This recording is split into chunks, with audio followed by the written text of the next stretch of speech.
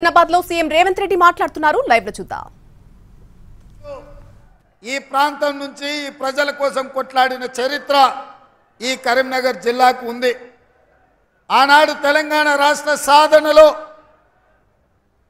ఎక్కడో సిద్దిపేట చింతమడక నుంచి వచ్చిన చంద్రశేఖర్ రావును 2004లో తెలంగాణ రాష్ట్రాన్ని సాధించాలన్న ఆకాంక్ష, గల్లీ నుంచి ఢిల్లీ వరకు ఈ నినాదాన్ని వినిపించాలన్న పట్టుదల 2004లో 2006లో 2008లో ఎన్నిసార్లు ఎన్నికలు ఉప ఎన్నికలు వచ్చినా చంద్రశేఖరరావుకు బీఆర్ఎస్కు అండగా నిలబడి మీరు తెలంగాణ బిడ్డలం, ఈ గడ్డ తెలంగాణ ఉద్యమానికి ఊపిరి ఊతుంది, ఈ గడ్డ తెలంగాణ రాష్ట్రాన్ని సాధిస్తుందని మీరందరూ నిరూపించిన సోదరులు.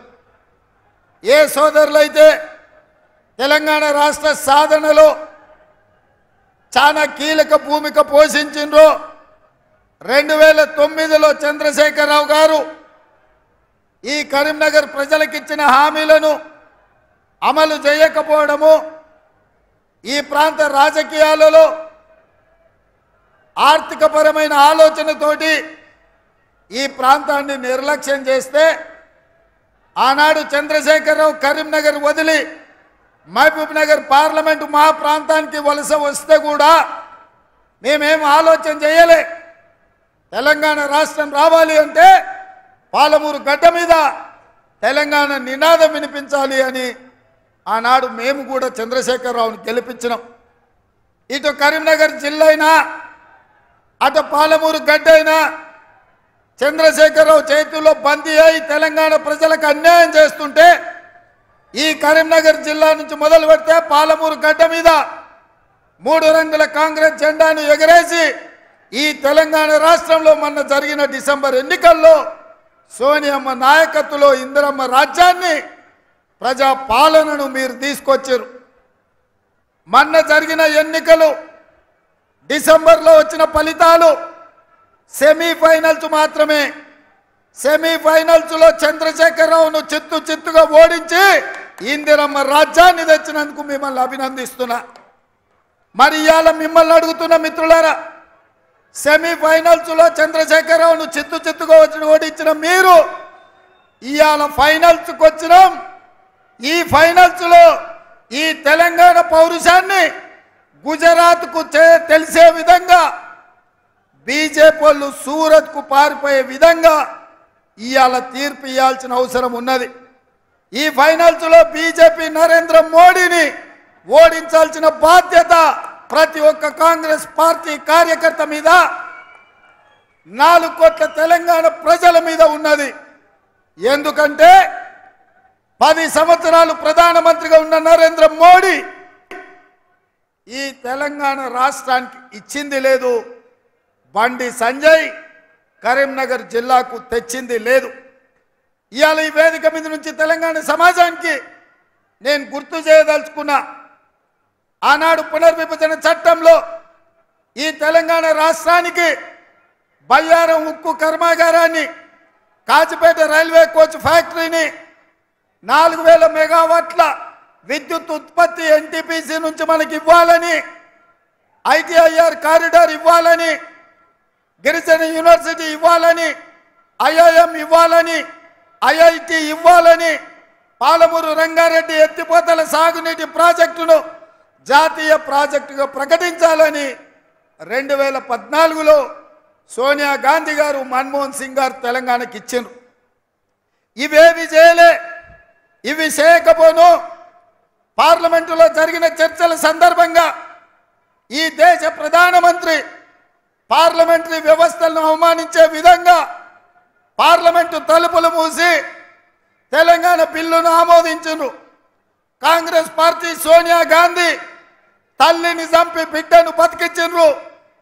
ఇట్లాంటి మాటల ద్వారా 60 ఏళ్ల తెలంగాణ ఆకాంక్ష, 1200 మంది తెలంగాణ బిడ్డల ఆత్మ బలిదానాలను అవమానించే విధంగా పార్లమెంటులో మాట్లాడిండు.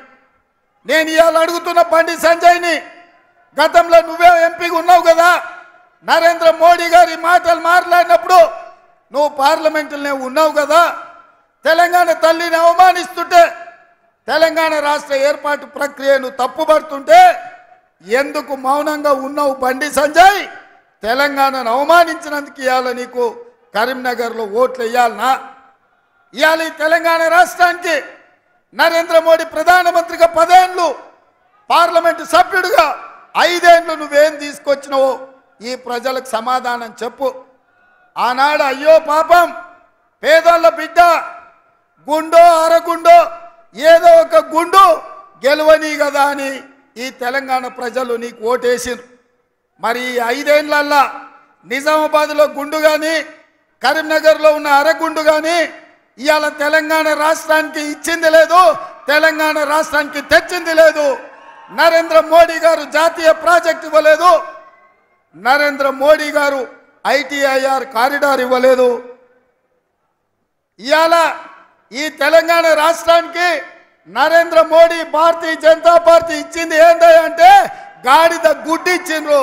ఇగో ఈ గాడిద గుడ్డే 10 ఏళ్లలో తెలంగాణ రాష్ట్రానికి నరేంద్ర మోడీ ఇచ్చిండ్రు. నేను ఇవాళ అడుగుతున్నా, మా సీనన్నని ఇట్లే పట్టుకోమంటున్నా. దీన్ని మాట్లాడినంతసేపు పట్టుకొని పేద ప్రజలకు తెలంగాణ సమాజానికి చూపించు. ఎందుకు తెలంగాణకు బీజేపీ నరేంద్ర మోడీ ఏమిచ్చిండయా అంటే కర్ణాటకకేమో చెంబిచ్చిండు, ఆంధ్రప్రదేశ్కేమో మట్టి చెంబెడు నీళ్ళు ఇచ్చిండు, తెలంగాణకు మాత్రం గాడిద గుడ్డిచ్చిండు. ఈ గాడిద గుడ్డిచ్చినందుకు గుండు అరగుండుకు ఓటేయాలనా నేను అడుగుతున్నా. ఈ తెలంగాణ రాష్ట్రాన్ని భారతీయ జనతా పార్టీ మాయ మాటలతోని వంచి తెలంగాణను ఆక్రమించుకోవాలని చూస్తున్నారు. మొన్న అయోధ్యలో జరిగిన రాముడు కళ్యాణం జరగకంటే ముందే 15 రోజుల ముందు అక్షింతలు ఊరూరు పంపించరు. నేను అడుగుతున్నా, తెలంగాణ వేద బ్రాహ్మణులను, ఇక్కడికి వచ్చిన పెద్దలను ఎక్కడైనా కళ్యాణం ముగిసిన తర్వాత కళ్యాణంలో పంచిన అక్షింతల్ని మనం వధూవరుల మీద మనం చల్లుతాం. అక్కడ అయోధ్యలో రాముడు కళ్యాణం జరగకంటే ముందే 15 రోజుల ముందే అక్షింతలు ఊరూరా ఇంటింటికి ఇక్కడ బియ్యంలో పసుపు కలిపి అవి ఇంటింటికి పంపించిందంటే హిందూ సాంప్రదాయాలను అవమానించి హిందూ సాంప్రదాయాలను దెబ్బతీసే విధంగా కళ్యాణం జరగకుండానే అక్షింతలు పంచడం ద్వారా శ్రీరాముడిని అవమానించింది భారతీయ జనతా పార్టీ నాయకులు కాదా, బండి సంజయ్ కాదా అని నేను అడుగుతున్నా. ఈ దేశంలో ఉండే హిందువులు, హిందూ ఆచారాన్ని పాటించే పెద్దలందరూ ఆలోచన చేయండి. రాజకీయాల కోసం రాముడిని కూడా వదలడం లేదు. ఎవరు కాదయా, మనందరం రాముడి భక్తులం కాదా? శ్రీరామనవమి చేయలేదా? హనుమాన్ జయంతి చేయలేదా? దసరా, దీపావళి, సంక్రాంతి, ఉగాది పండుగలు, వినాయక చవితులు చేయలేదా?